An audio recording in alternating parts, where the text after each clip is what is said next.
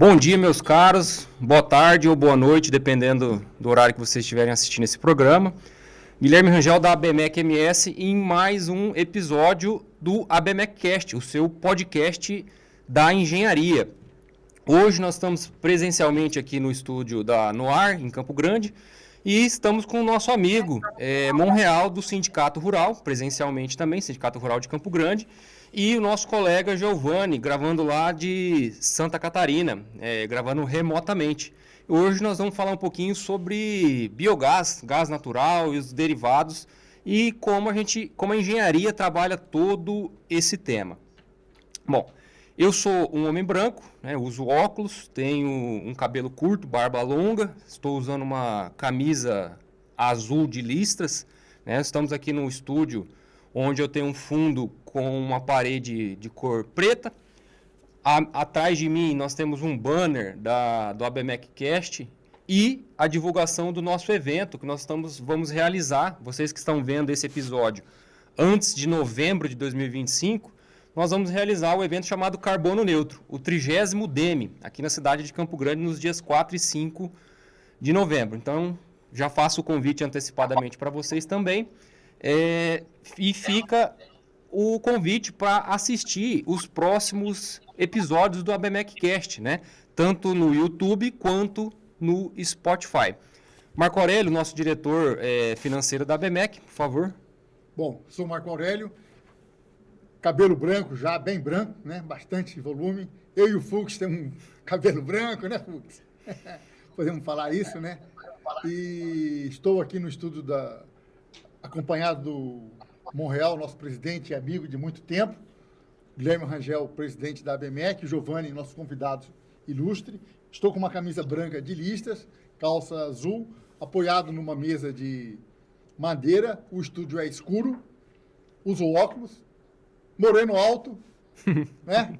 Então, vamos lá, Monreal. Beleza, Marco Aurélio, é um prazer estar com vocês aqui e, em nome do Sindicato Rural, agradeço o convite. Eu sou engenheiro agrônomo, estou formado há 40 anos, né? Sou produtor rural, tenho 1,90 m, estou vestindo uma camisa azul marinho com a logomarca do Sindicato Rural. O que mais que eu posso dizer? Calça jeans. E é uma satisfação a gente estar junto aqui conversando sobre esse avanço do biogás no Mato Grosso do Sul e toda a repercussão no agro e na sociedade sul-mato-grossense. Giovanni, por favor, se apresente. Bom, pessoal, muito obrigado pela oportunidade de estar aqui falando para vocês. Me apresentando aqui, sou Giovanni Rosa, eu sou loiro, branco, olhos azuis, estou utilizando óculos e uma camisa marrom. Hoje estou falando de Santa Catarina, localidade de Imbituba, da minha residência. Então, excepcionalmente, hoje eu tô em casa, então vou poder falar um pouco para vocês sobre a minha experiência com gás natural, sobre as tendências do biogás, como essas coisas se conectam e como a gente trabalha aí inovação, tecnologia. Então, tenho aqui um pouco para trocar de experiências. Adoraria estar em Campo Grande, acho que a gente estou devendo a visita, inclusive, a oportunidade de participar do evento é algo que me atrai, então a gente está estudando aqui a possibilidade de incentivo todos a poderem tá acessando esse evento bem tão importante. Então, vamos iniciar os trabalhos aqui, e em seguida eu falo um pouco mais sobre mim, sobre a minha carreira, e agradeço imensamente o convite aí do Marco Aurélio, Guilherme, para estar aqui com vocês. Show de bola, show de bola.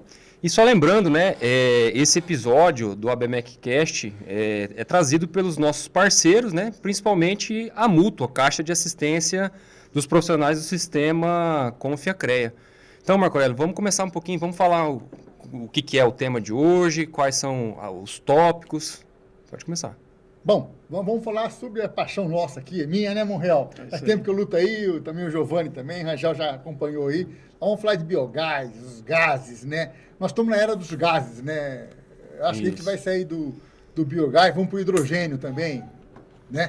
Aí vamos desmistificar também que hidrogênio não é combustível, hidrogênio é uma É, bateria, né? exato. É a grande briga também.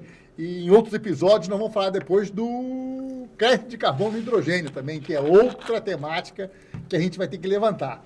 E, Giovanni, a gente está aqui com o Monreal porque ele é do agro e no nosso estado, principalmente, tá? O Monreal vai poder falar aí daqui a pouco, né? Maior parte do nosso biometano, do nosso biogás, está no setor do agro.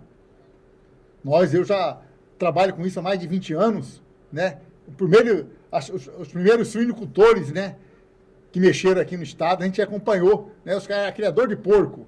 Aí veio aquela onda de crédito de carbono na década de 90, 2000, e vieram aquelas empresas, né? AG7, Brascarbon, chegaram para o produtor e falaram, ó, monta aqui um biodigestor, nós vamos dar o biodigestor, vamos dar tudo, e você vai ganhar 10% do crédito de carbono. Ah, maravilha, todo mundo não sabia o que era, todo mundo fez biodigestor, foi um avanço no país todo aí, né? Foi muito bom aí que começou o MDL, né? O carbono emitido estava em 30 euros, era uma febre no mundo todo. Passado o tempo, rapaz, que coisa, né? O crédito de carbono foi lá para baixo, o pessoal ficou aí, as empresas não queriam mais dar manutenção, que não compensavam mais dar manutenção, foi um investimento que ficou, mas de bom disso tudo foi a cultura do biogás que ficou, a cultura da produção limpa, né? Hoje o Mato Grosso do Sul aí, Monreal que está no sindicato aí, que está vendo novas frentes aí, né, Monreal? O suinocultor mudou muito o papel dele na nossa comunidade, na nossa sociedade. Tá? Eu falava que antigamente o cara era criador de porco. Aquele cara chegava fedido, não arranjava namorado, não arranjava nada. Né? Aí ele passou a ser criador de suíno. Já melhorou o aspecto. A hora que ele passou a criar energia, a fazer energia, aí até o filho dele voltou para dentro da propriedade rural. Porque quem é seu pai? Ah, criador de porco? Cara. Aí quem é seu pai? Meu pai produz energia. Nós temos mecanismo de desenvolvimento limpo, a gente tem crédito de carbono. Mudou o status social da pessoa, mudou o status social da região. Então, isso aí, as pessoas falam, mas aconteceu muita coisa. Mudou muito, os filhos dos proprietários foram estudar, a região desenvolveu. Então, é isso que a gente está falando há muito tempo. E a gente sempre faz eventos aqui, para divulgar isso, que as pessoas não têm esse histórico, né? Acho que começou agora. Ah, não, começou ontem, não. Biogás é de anos atrás, né? Inclusive o biodigestor, né, Lagoa Coberta, que é o biodigestor da Marinha, foi feito por causa de um engenheiro brasileiro na Marinha, que foi patrocinado. Ele que inventou ele que desenvolveu esse biodigestor na década de 90. Por isso que tem o nome biodigestor da Marinha. Tá? Então, Então, quer dizer, a gente vê Forças Armadas com isso, é lógico, eles tinham que ter energia, tem que ter energia. Né? Forças Armadas sem energia não faz nada. Então, é essa história que a gente está aí, né? Sem dúvida, Marco Aurélio. Só para contribuir com essa. Posso falar? Vou Claro. contribuir aqui, porque te ouvindo, um filme aqui, Marco Aurélio, porque a gente, eu que sou de Santa Catarina, que também tem essa vocação do biogás e do biometano a partir do agro, né, e suinocultura, com certeza é um ponto muito forte da economia. Então, toda a sua fala aqui bate estrito senso com a percepção que a gente tem aqui em relação ao histórico, efetivamente, do biogás, a cultura, enfim. Quando você vai falar com o produtor rural, você sente aquele arrepio mesmo, né? Tipo, poxa, vão aqui, vão trazer mais uma tecnologia. Nos anos 2000, a gente viveu aí um ápice de felicidade e depois de frustração, porque faltou manutenção, faltou entendimento qual o potencial, do que fazer com o biogás. Então, a gente faltou logística, todas as coisas que servem de lições aprendidas. E olhando hoje um pouco mais assim o mercado com mais propriedade, se percebe que evoluiu bastante já em tecnologia. Hoje a gente já tem uma aplicação muito mais firme, as pessoas já entendem um pouco melhor o que é o biogás, qual o potencial que ele tem. E, e remete um pouco à história aqui dos meus avós também, que moravam no Braço do Norte, que é uma cidade que tem mais de 350 mil suínos e não chega a 50 habitantes. Então a gente tem essa cultura muito forte também. Na minha infância, eu lembro muito bem, eu falo isso nas minhas palestras, nas minhas aulas, em que ele, suinocultura e a agricultura como um todo, ela tem um papel muito forte na sociedade, na economia, e ela carrega um passivo ambiental que não é bem visto, até porque muitas vezes os resíduos acabam indo para os rios e mares e para o ambiente como um todo.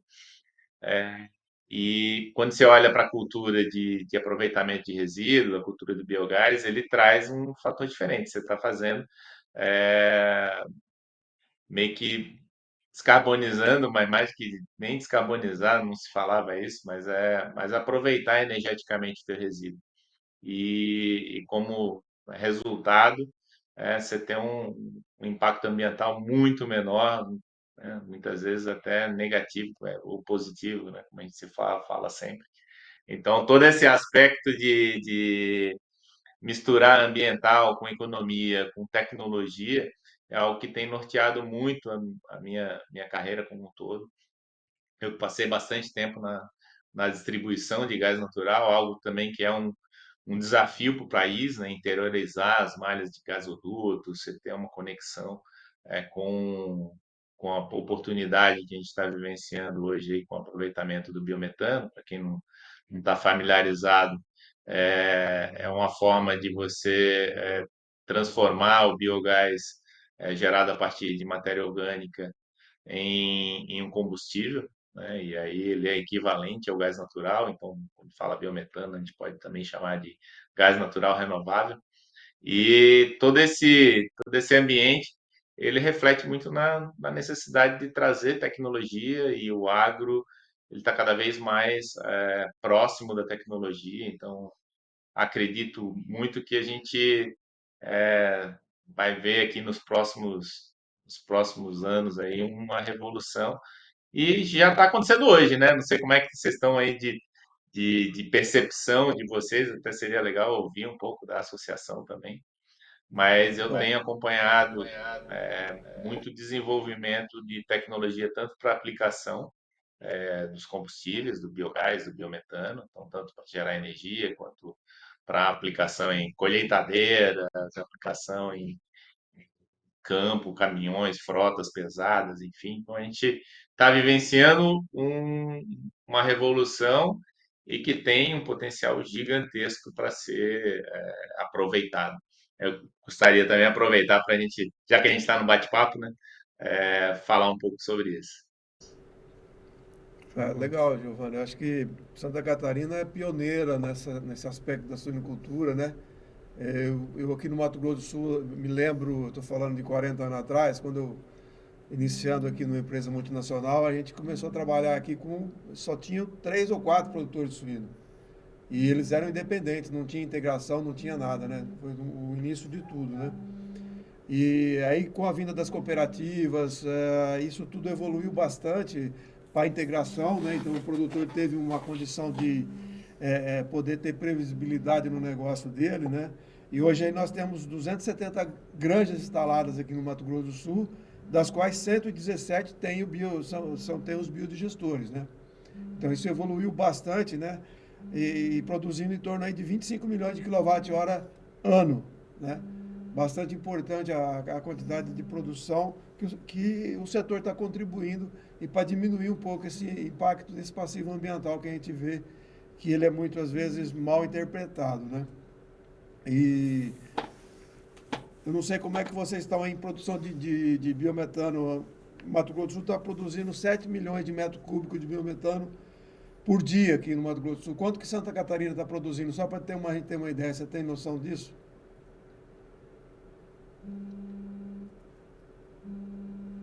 Sem som. Está sem som. Tá sem som ele. Opa, Melhorou. Melhorou? Alô?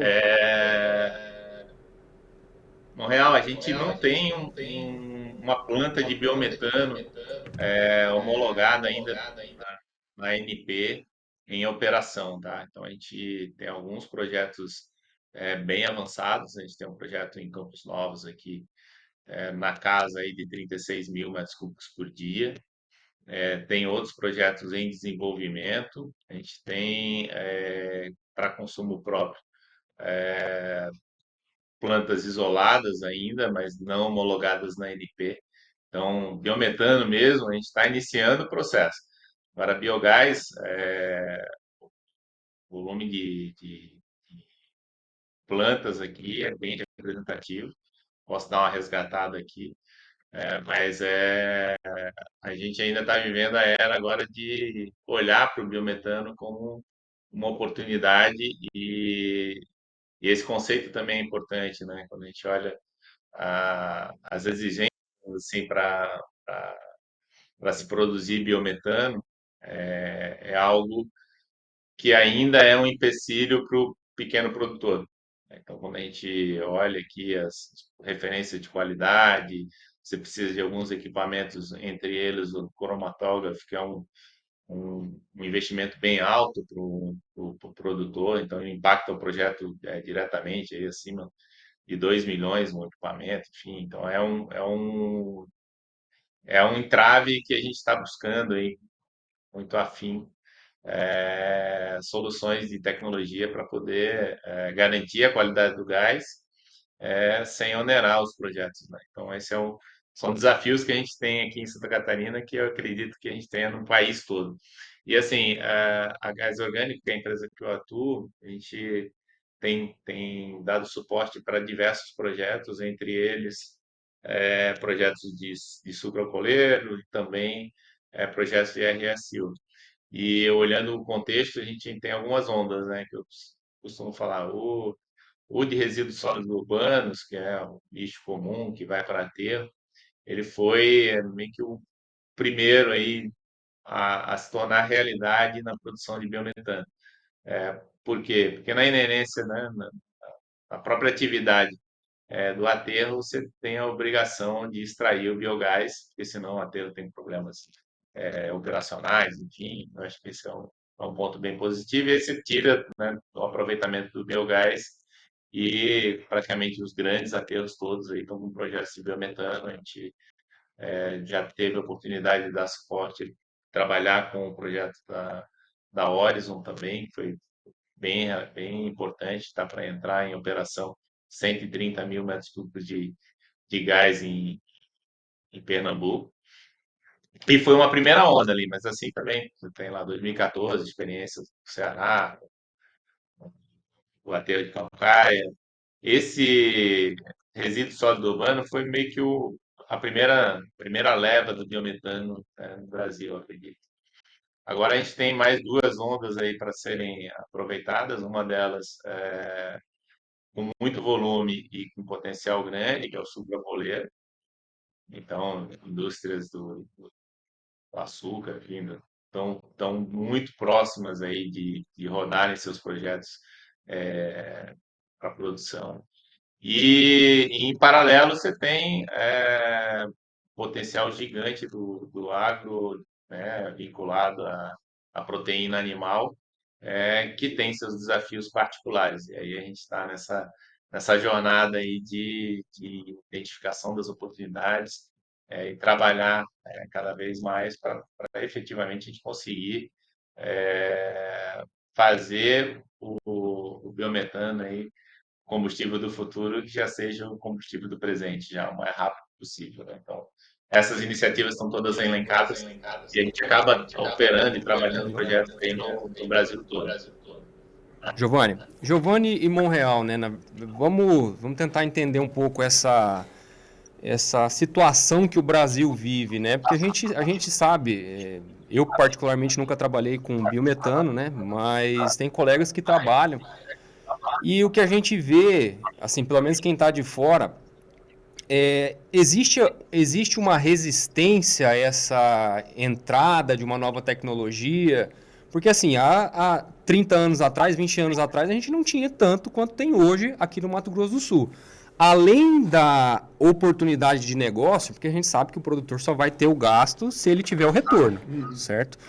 E, infelizmente, é uma tecnologia que custa, né? No passado custou mais, hoje é um pouco mais acessível, mas a tecnologia está aí.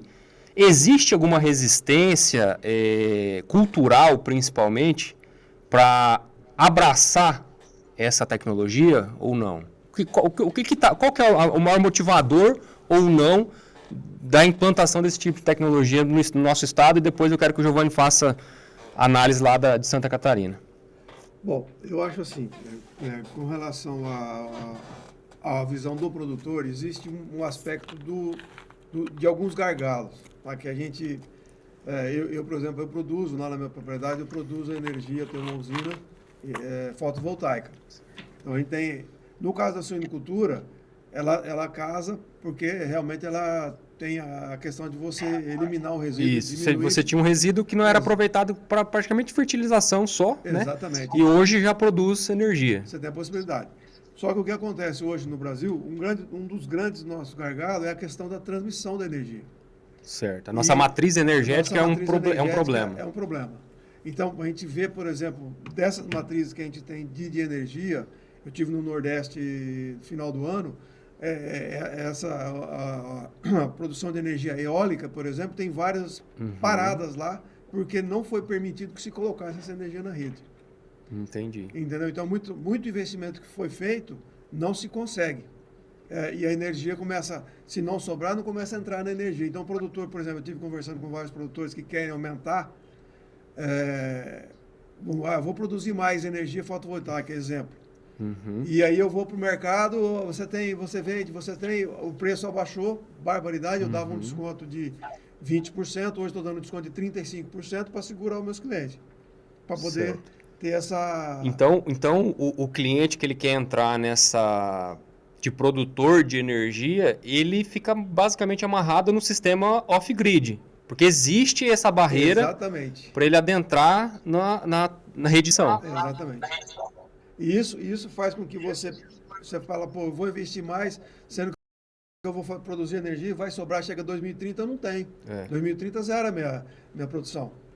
Então, tudo aquilo que eu gerei eu vou perder se eu não vender. Entendeu? Então, esse aspecto da questão, e além disso, tem alguns marcos regulatórios também que ainda estão por se fazer.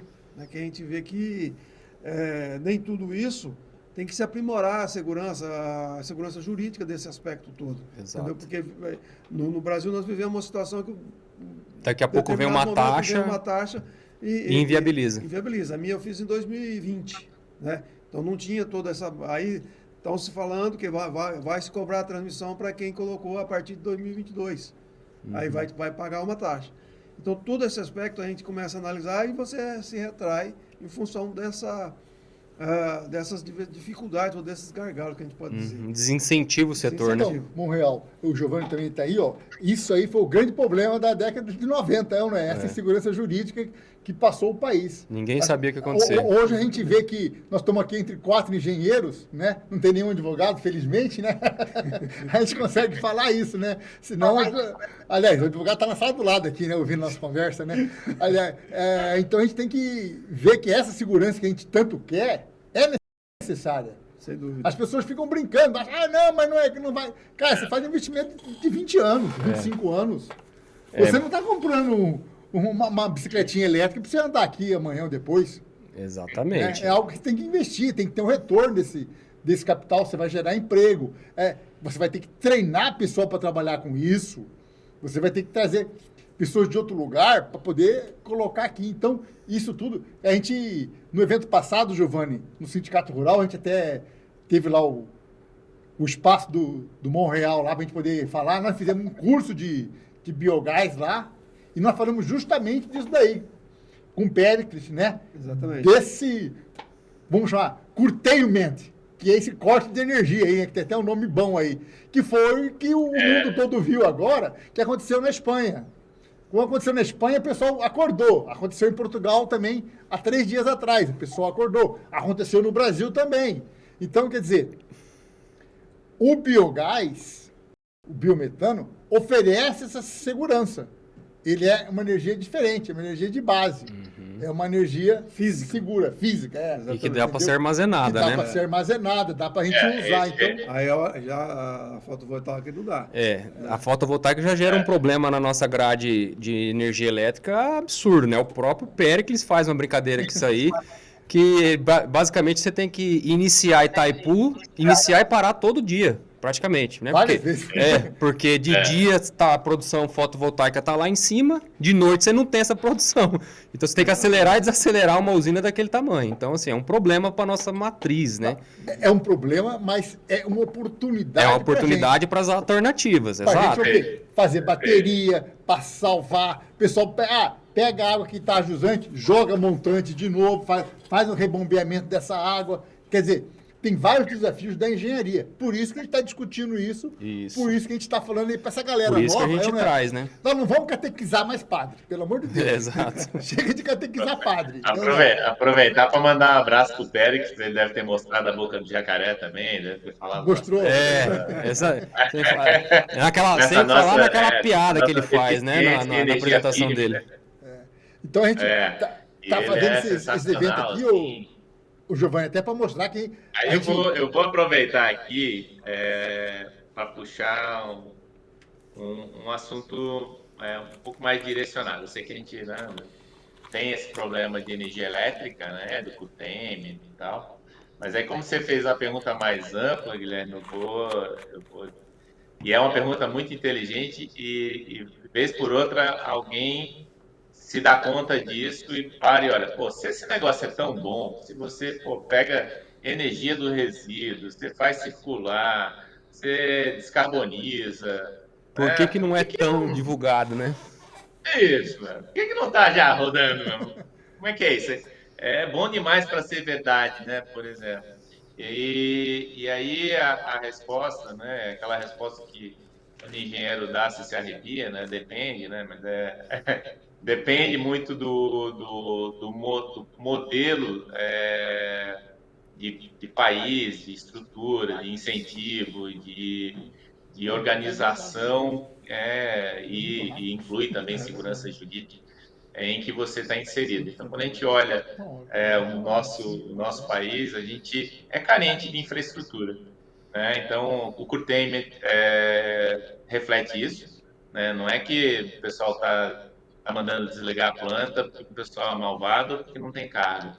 É porque não tem infraestrutura suficiente para fazer o escoamento dessa energia, porque não faz chegar onde precisa, e aí a gente está com um problema estrutural. E isso, quando a gente olha para os combustíveis, né, para a aplicação mesmo de transformar o biogás em gás natural renovável, que é o biometano, isso fica muito claro. Né? A gente olha, né, estados como Mato Grosso do Sul com uma certa deficiência também em espalhar as redes por todos os municípios, e isso não é exclusividade só do Mato Grosso do Sul, de todas as regiões. O país do interior, ele não tem a cultura do gás canalizado, vou chamar assim, né? Pode ser o gás, pode ser gás natural, pode ser biometano. Mais à frente está se discutindo a utilização de hidrogênio nos dutos, enfim, algo que, a meu ver, ainda tem muito espaço para se estudar e pesquisar isso. A gente falou um pouquinho ali se o hidrogênio ele é combustível, ele é meio de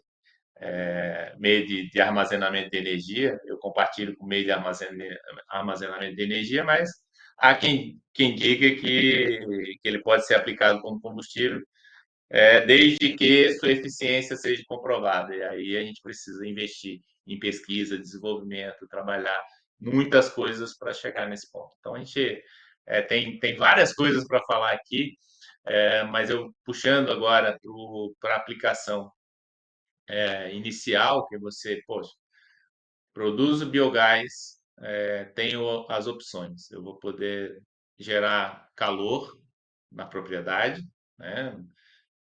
Quando a gente olha aí projetos de gado leiteiro confinado, né?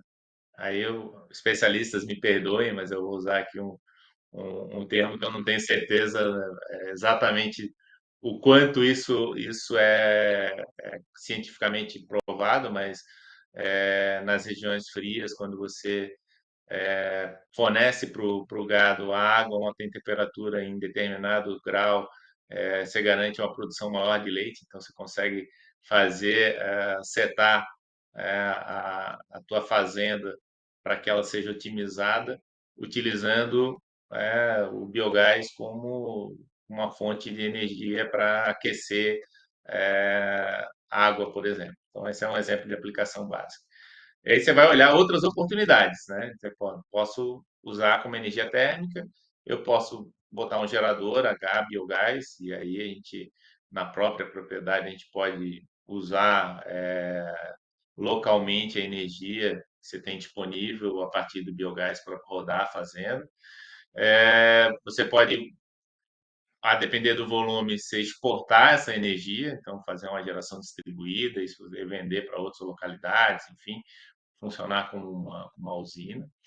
E você pode purificar esse teu biogás e obter o gás natural renovável, e que, se, teoricamente, né, na Europa, na França, está muito vivo, você injetar esse gás nas redes de gasodutos, né, que vivem, na Europa vive outra realidade diferente do Brasil em termos de infraestrutura. Então, quando você tem essa combinação de injetar gás na rede, é o melhor do mundo, que aí você consegue garantir que o teu biogás, teu biometano, ele vai ter uma venda e uma aplicação em qualquer lugar em que a malha esteja conectada. Então, isso é muito positivo.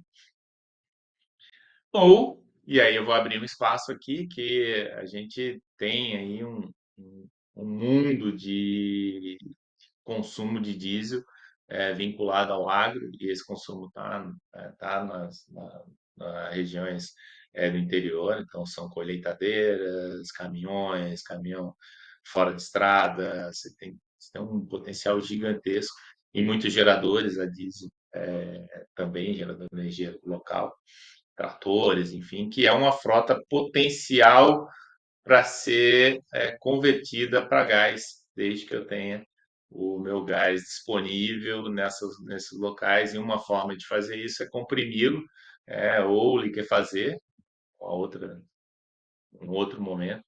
E nessa compressão você conseguir movimentar toda a tua fazenda, toda a mobilidade rural a partir de gás. Então, a gente tem conversão de frotas. Hoje em dia já existem projetos já avançados, estruturados, com aplicação, com comprovação, com tecnologia, que estão ganhando o seu espaço. Então, assim, a gente precisa de infraestrutura, a gente precisa de fomento também, a gente precisa de recursos para que isso aconteça. Mas tecnologia a gente já tem. E o que a gente está buscando agora é transformar isso tudo em potencial real. Então, eu sei, mas eu faço parte de uma associação que não é, a gente está muito próximo do CONFIA, do CREA, a gente tem uma parceria bem legal, que é a Associação Catarinense de Tecnologia. E nela a gente tem visto muitas iniciativas conectadas a aproveitamento dos resíduos. E aí a gente vai poder falar um pouquinho mais adiante de algumas dessas tecnologias. De bola. Vamos aproveitar para agradecer o nosso parceiro, né, a Caixa de Assistência dos Profissionais do Sistema Confiacreia, que está patrocinando esses programas, né, esses episódios do ABMECcast. E aí, eu queria só fazer uma pergunta para o Marco Aurélio, uma pergunta mais básica, para aqueles que já acompanham a ABMEC há algum tempo, para aqueles que já participaram de eventos como carbono neutro, já estão um pouco mais familiarizados com essas terminologias, biogás, biometano. Mas para quem está chegando agora, Marco Aurélio, que está ouvindo sobre esse tema pela primeira vez, qual que é a diferença desses dois gases? Tem diferença na eficiência? A gente já sabe, a gente já discutiu aqui que estados como Mato Grosso do Sul, que tem uma produção agropecuária considerável e tem um potencial para a geração desses combustíveis muito grande. Mas qual que é essa diferença para quem está chegando agora entender? Geralmente, quando eu faço minhas palestras, o pessoal fala, mas Corélio, você está repetindo? Eu falo assim, cara, é que nem você entra no avião. Você entra no avião, toda vez a mulher fala a mesma coisa para você falar. ali. É ou não é? As normas de segurança. Então, a gente fala a mesma coisa. Nós temos 3 gases no Brasil.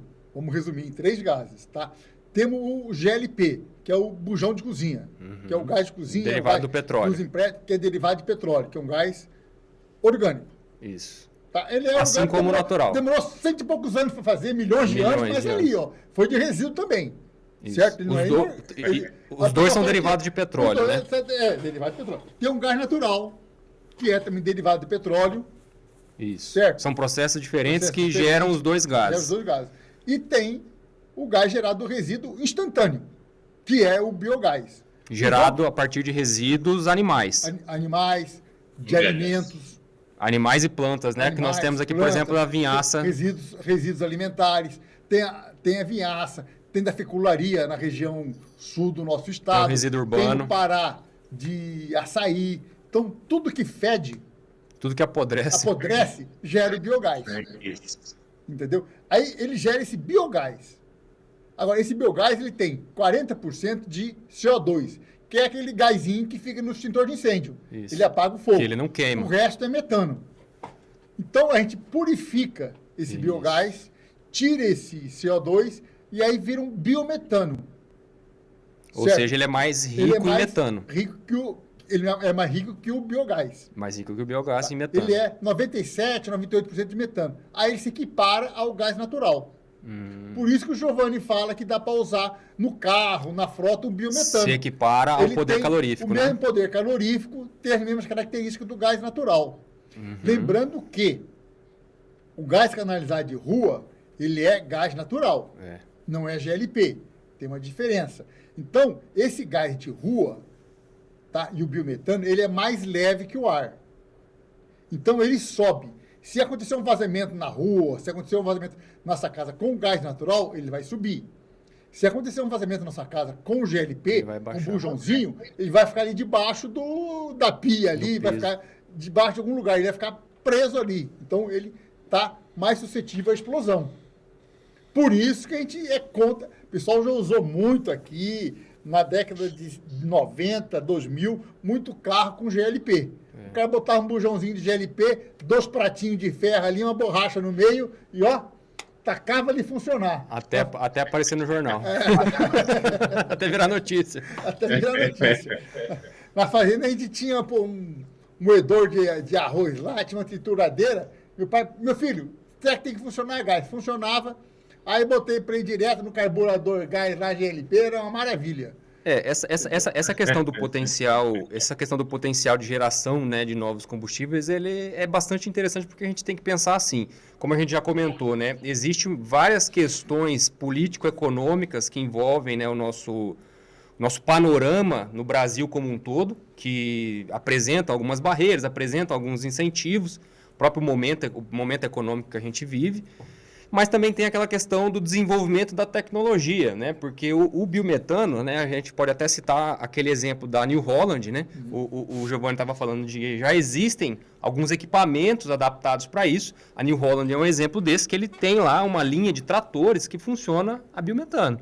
Ele tem os reservatórios, o trator é adaptado com os reservatórios do gás, né? Então, o produtor, na sua propriedade, que tem, né, a capacidade de gerar esse gás, ele pode abastecer a própria frota dele ali. Então, ou seja, é uma outra utilidade para o gás, além da geração de energia elétrica, né? Por exemplo, na propriedade ou injetado na rede, como a gente estava discutindo aqui.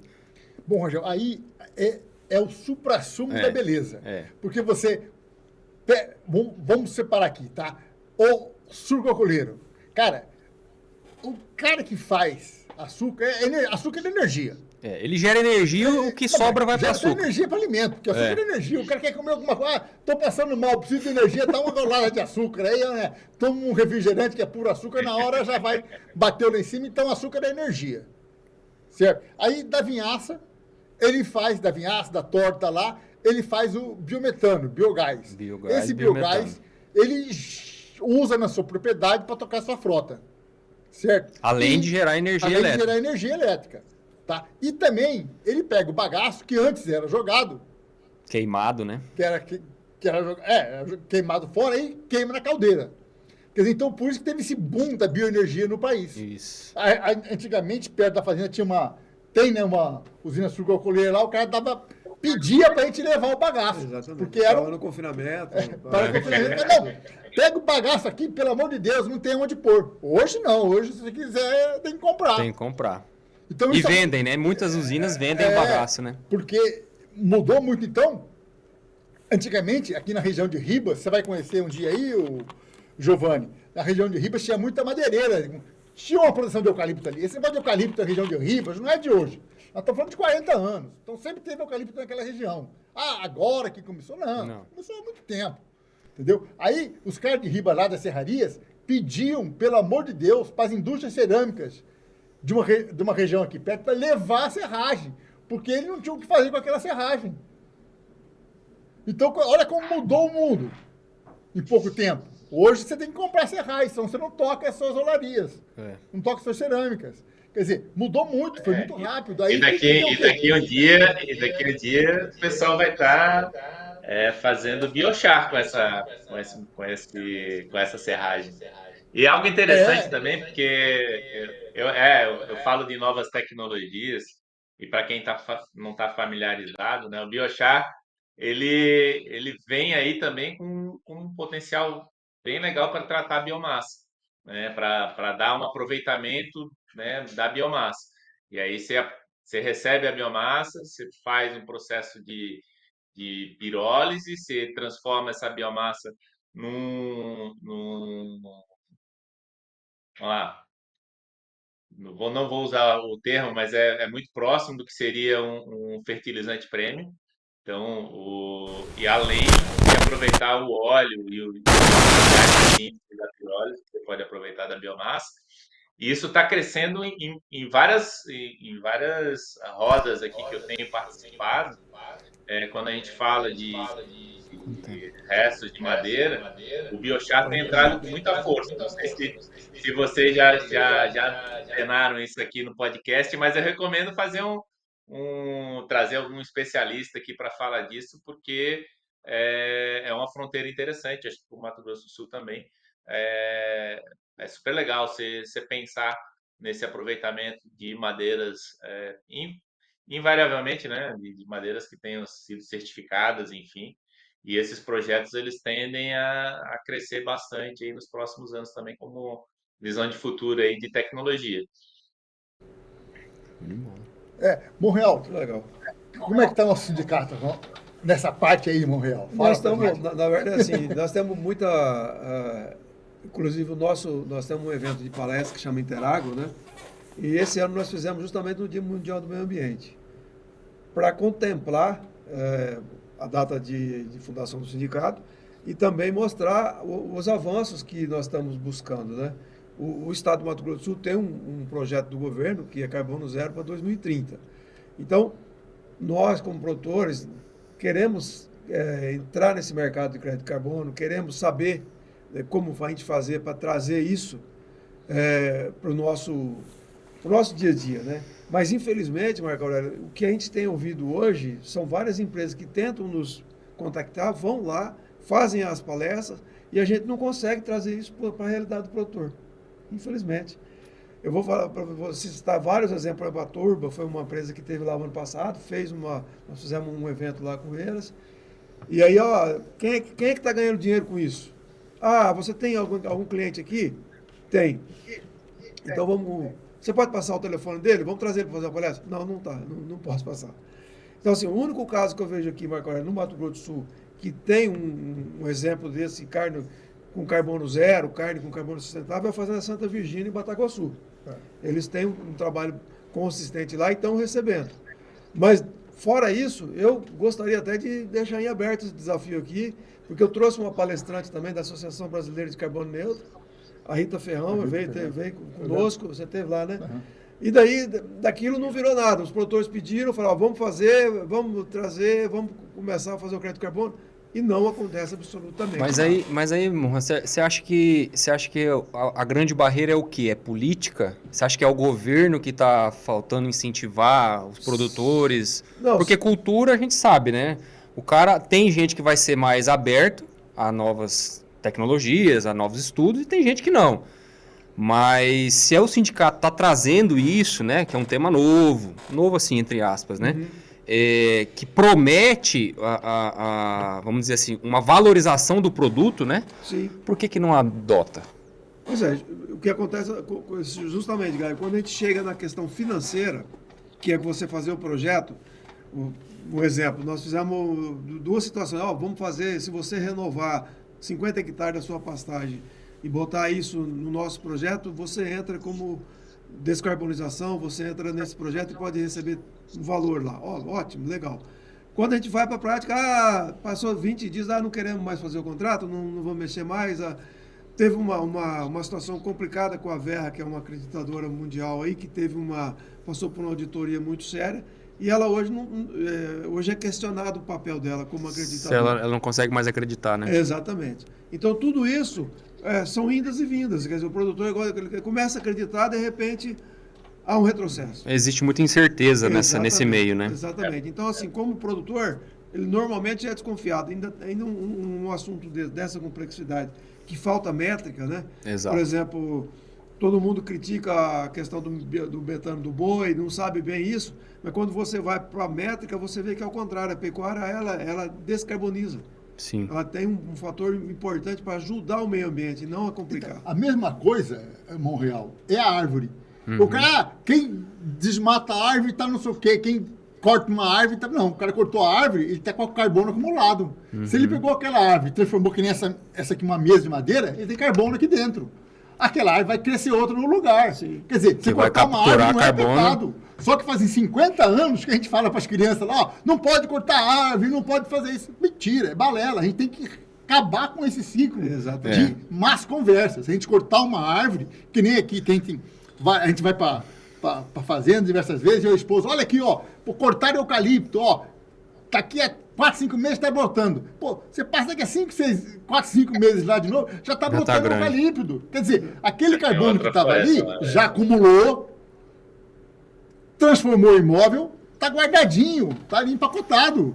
Tanto é que hoje já existem, né, os estudos de integração lavoura, floresta e pecuária, né, justamente para equilibrar essa questão do carbono, da geração e da captura do carbono nesse meio agrícola, né, nesse meio pecuário, né. Então, essas coisas, Giovanni, que a gente está aqui, traz Monreal aqui, traz você aqui, para mostrar que vai vir o Fernando Giacchini, até vou te convidar para participar aqui do nosso podcast com ele é do Totem.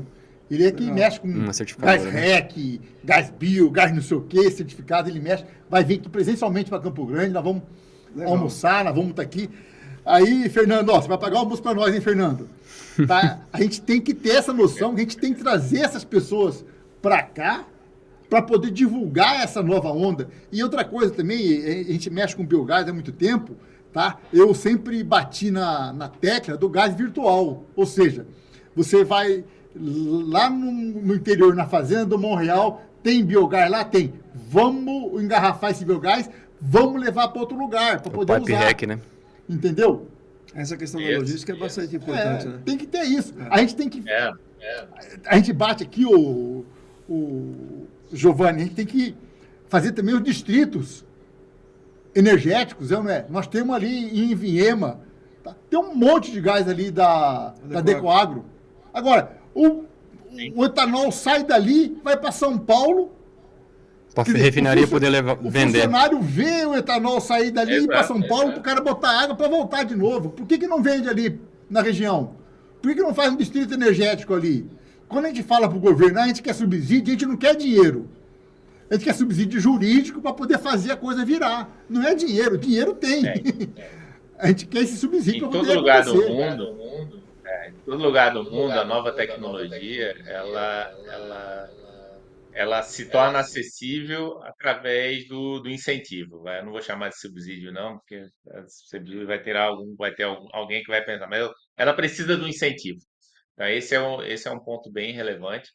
Quando você falou ali do gasoduto virtual, né, a gente gerar o gás e poder transportá-lo, tem um movimento também muito forte agora, recente agora, a gente teve a aprovação da lei do combustível do futuro, que abriu uma janela bem importante para você poder produzir, utilizar localmente o combustível, o biometano, no caso, que a gente já trabalhou o conceito aqui, e essa produção, a gente conseguir gerar um certificado que comprove que o biogás, o biometano, ele foi produzido numa fonte correta, é, sem nenhum desvio, e, e que ele tem um valor de mercado para quem está produzindo, está utilizando um gás fóssil.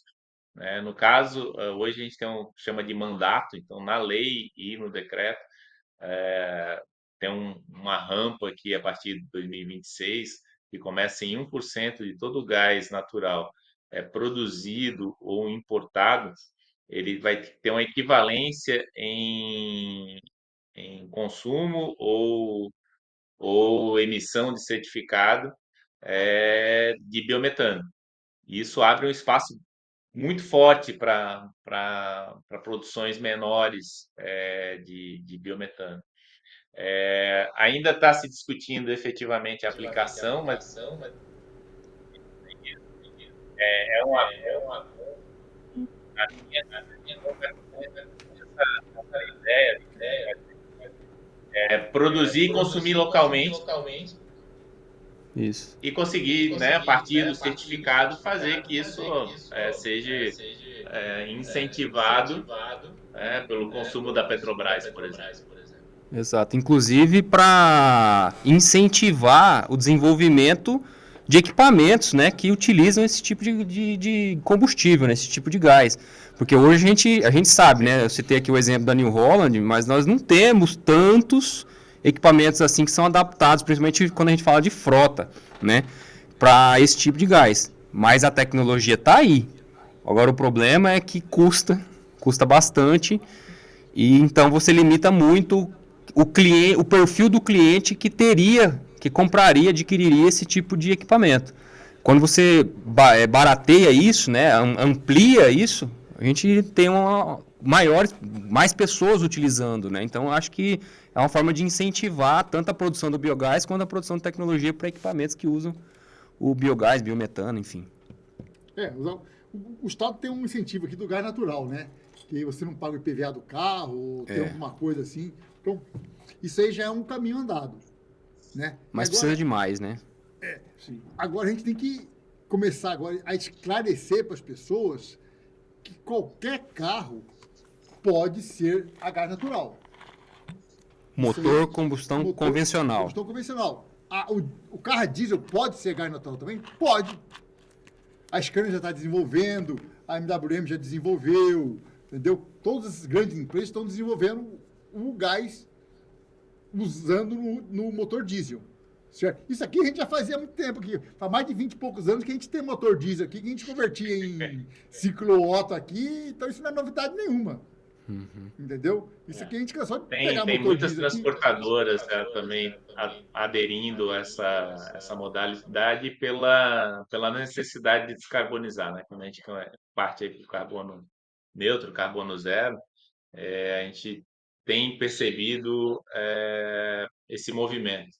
Né? Até um dos projetos que eu estou diretamente envolvido, ele visa fazer o inventário né, da tua utilização de combustível, e quando eu migro para o gás natural, você tem um impacto, né, redução aí de 20% a 30% de emissões. E quando você parte para o biometano, essa redução de emissão é absurda, porque é um biometano que já era um metano que já iria para a atmosfera.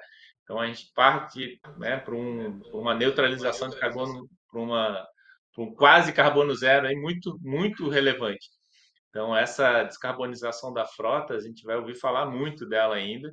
E aí eu concordo, tirar o número de gênero aqui com o Marco Aurélio, que a gente precisa dar publicidade a isso. Eu acho que espaços como esse aqui do podcast, da associação, trazem esse holofote. Eu acho que a gente não tem que se se cansar de falar, não, porque eu acredito que a cultura também se gera assim, né? Então a gente pode e tem a possibilidade de diferenciar a atividade do biogás e toda a sua cadeia a partir da cultura. Só contribuindo, eu acho que, voltando um pouco, Giovanni, a gente tem que ver o que as políticas públicas trazem estrategicamente para o Brasil, né? Por exemplo, você vê um país como a China, ela não tem petróleo. Então, não é que não tem, mas a matriz de petróleo dela é bem menor. Estrategicamente, o carro elétrico para eles é o caminho que tem que acontecer, né? Aqui no Brasil, não. Nós temos o etanol, não conseguimos avançar na tecnologia do etanol em termos, eu digo, melhores, né? O etanol está aí, mas é aquele carro flex e acabou-se. Aquele motor 3 cilindros e acabou-se. É isso que nós queremos. E o etanol entra mais estrategicamente misturado na gasolina do que propriamente o etanol. Porque quando você começa a usar o etanol, é problema no carro, é problema nos bicos. Você não usa etanol porque esse bico não dá problema, etc, etc. Então, assim, eu vejo que nós temos que trazer para as políticas públicas estratégicas de país. Estratégias que estão ligadas à nossa matriz de produção. Pô, se nós somos o maior exportador de carne suína do mundo, temos esse dejeto, temos toda essa condição de produzir isso, a partir daí tem que se criar uma política pública que ligue toda a cadeia, pô, e vai terminar lá no consumidor. Desde a parte logística que você disse, Marco Aurélio, com relação à transmissão desse gás, as maneiras de fazer isso, até a gente buscar veículos que realmente fiquem, que o brasileiro confie. Porque muitas vezes, lá desde o Proálcool, lá atrás, o primeiro carro que eu lembro, meu pai tinha um A10, que tinha D20, até 10 e A10, que era álcool. A caminhonete era terrível o consumo dela, chegou a um ponto que eu vou vender esse troço. Lá, estou falando de 40 anos atrás, quando lançou o Proálcool, né? E infelizmente, por nós termos nós vivemos umas incursões que, ao meu ver, falta estratégia de país, de nós enxergarmos o que nós queremos.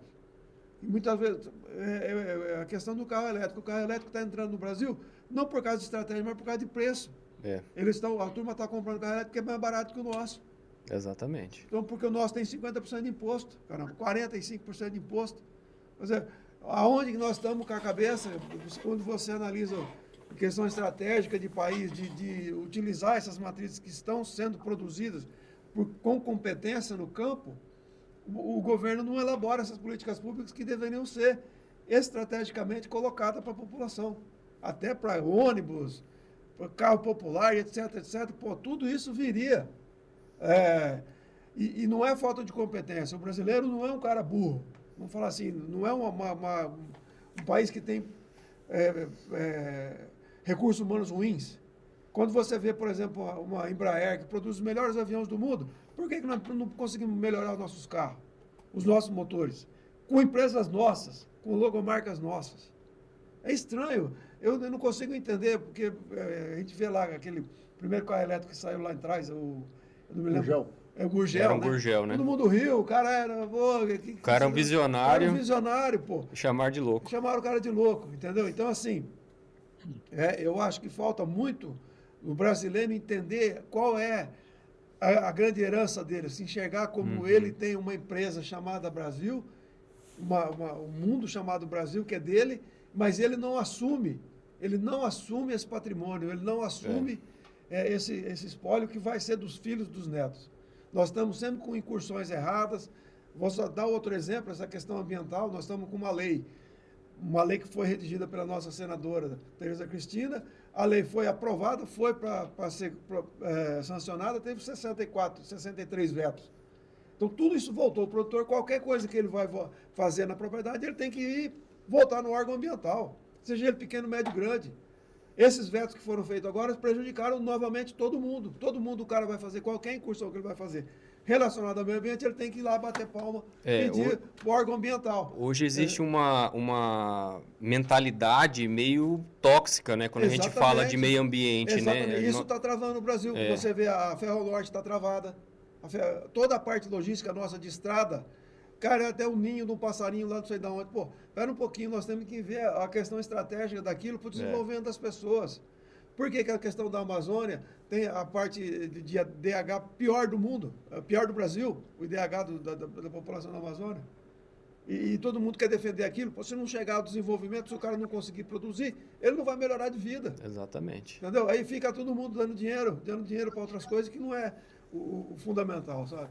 Então, muitas vezes, eu acho que essa discussão é bacana e contribuir para isso é para que nós consigamos enxergar os caminhos, né?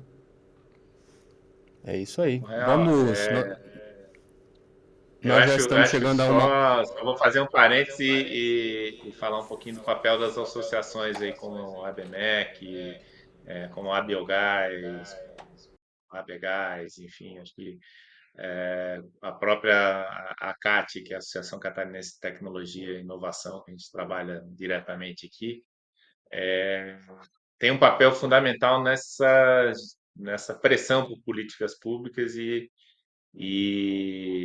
eu acredito muito que através do associativismo a gente consegue mudar muita coisa. Eu acho que esse é um papel bem legal, já aproveitando já para fazer, né, esse registro da relevância de passos como esse aqui para construir realmente um futuro melhor e passa por um Brasil com infraestrutura, né? Então a gente na condição de engenheiro aqui a gente enxerga aí com muito potencial para desenvolver tudo. E no interior do país, ainda muito de infraestrutura a ser desenvolvido. Show de bola. A gente está chegando aí quase 1 hora de programa, né? Vamos para as considerações? Vamos. Pode ir? Você quer Eu começar? gostaria de agradecer, Guilherme, a você, Marco Aurélio, Giovanni, por estar junto conosco aí. São através dessas conversas e dessas nossas considerações que a gente pode encontrar caminhos e tentar mobilizar as pessoas para cada vez mais acreditar no nosso país, no que nós produzimos e aquilo que nós fazemos. Porque muitas das vezes a pessoa não sabe o que é o biogás. Acho que o Marco Aurélio foi muito pedagógico, muito didático na maneira como você explicou. E tudo isso vai esclarecendo as pessoas e nós quebrarmos as correntes, né? Quebrarmos essas dificuldades que estão aí e que, poxa, o nosso potencial é enorme. O potencial de geração de energia nesse aspecto é enorme, né? Assim, e cada vez mais temos que trazer isso para a nossa realidade. Eu agradeço a vocês aí a participação. Obrigado. E estamos juntos. Giovanni? Já fiz boa parte da minha fala, mas o agradecimento aí, Marco Aurélio. Acredito que a gente tem conversa aí para umas 4 horas fácil aqui, pela riqueza aí de detalhes e como a gente enxerga as oportunidades pela fala aí do Monreal e sua também, Guilherme, além do Marco Aurélio aí, que é uma sumidade aí na área de gás. A gente acaba se esbarrando em vários grupos de WhatsApp e espero ter oportunidade aí de visitá-los, né? A gente agradece a oportunidade, tenham na minha pessoa aí na empresa que eu represento, a Gás Orgânico, um apoiador aí nas atividades relacionadas à eficiência energética, descarbonização e toda a pauta de ESG, considerando que não é uma questão de ficar bonito na foto. Eu acredito muito que toda essa questão ambiental, descarbonização, ela também vem associada a um benefício econômico. Então, a gente tem um compromisso com o planeta, com as próximas gerações, mas também tem uma oportunidade econômica e de resultados expressivos, e a gente acredita muito nisso e ficamos à disposição para sempre que for possível a gente trocar experiências e poder estar compartilhando aí a nossa visão de planeta com vocês. Grande abraço aí e até breve. Show de bola, obrigado. Monreal, obrigado pela presença aí. Monreal é amigo antigo de dentro de casa, né? Da época do meu sogro, né? É isso aí. Então a conversa aqui é antiga, vai longe. Giovanni, legal estar contigo aí, a gente bate de frente algumas coisas aí. E o que eu falo aqui, as pessoas às vezes não dão. Tem que ter um evento lá em São Paulo, a minha maior briga. Por que todos os eventos não são transmitidos? Os caras fazem um evento, gastam uma fortuna e não transmitem o evento. Fica fechado ali. Fica fechado ali, quer dizer, é um pecado isso. Aí fala de acessibilidade, fala, eu luto pelo carbono neutro. Não luta. Se você lutasse pelo carbono neutro, o evento era transmitido, que nem a gente fez no Interagro, transmitido, o pessoal do mundo todo vendo. Assim não é o como cara nós de Campo fazemos no Grande. carbono neutro, né? Não é o cara de Campo Grande, Tem o terreno, Energy não é o Show cara aqui também, que também é aberto também. A gente faz assim em Florianópolis, o Energy Show, já estão convidados, 18 a 21 de maio de 2026. E essa é a ideia, é aberto, está disponível no YouTube, enfim. Então é excelente, a gente compartilha sim, eu acho que é muito importante. Conhecimento é que nem energia. Vou produzir, não vou distribuir? Não adianta nada, né? A gente está falando de Exatamente. distribuição o tempo todo aqui. Então, Angel, obrigado mais uma vez aí. Monreal, você viu que nós vamos ter mais conversa para um tanto podcast, não é? Tamo junto, tamo junto. Tamo junto aí, vamos lá. Show de bola. Então, só agradecendo, né, em nome da ABMEC ao Monreal, do Sindicato Rural, e o Giovanni, da Gás Orgânico, que está lá em Santa Catarina agora, e o nosso patrocinador, a Mútua, né, Caixa de Assistência, a Caixa de Assistência dos Profissionais do Sistema Confiacreia, né, que está trazendo para a gente, está dando para a gente essa oportunidade de trazer expoentes, né, conhecedores dos diversos temas que a gente se propõe a discutir aqui e ajudar a divulgar, principalmente isso, né? Como o Marco falou, a gente tem que gerar, mas tem que distribuir, senão se guardar para você mesmo não serve para nada. Né? Então, o objetivo da ABMEC MS é esse, né? Gravar, trazer o conhecimento, compilar e transformar isso aí numa forma palatável para o maior número de pessoas possível e jogar para a rede. Né, nós utilizamos esse modelo aqui, tanto de vídeo para o YouTube quanto para o Spotify, né, nesse modelo de podcast, é justamente para isso. Então, mais uma vez, em nome da BMEC, eu agradeço, né, os nossos convidados e vamos encerrar com Lembrar o carbono neutro, né? nosso evento do carbono neutro. Estamos falando de carbono neutro aqui, acabamos esquecendo.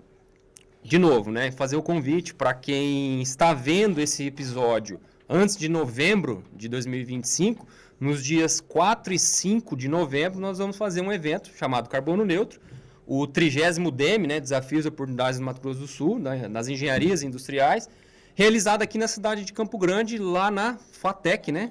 Faculdade de Construção do Senai. Faculdade da Construção do Senai, aqui em Campo Grande. Então, dentro em breve, dependendo da época que vocês estiverem vendo, nós vamos começar a divulgação desse evento com as inscrições já vão estar abertas aí. Eu faço convite para o Monreal, faço convite para o Giovanni também, já adiantou que talvez não vá conseguir vir, mas o convite fica aberto aí, tá? Tá ótimo. Show de bola. Obrigado. Vamos encerrar então com Giovanni, as nossas assim, ó, quer dar palmas em libras aí. palmas em libras Pro pessoal. pro pessoal que está assistindo aí. Então, mais uma vez, muito obrigado. E Obrigado. até o Um próximo abraço. episódio. Obrigado, um abraço.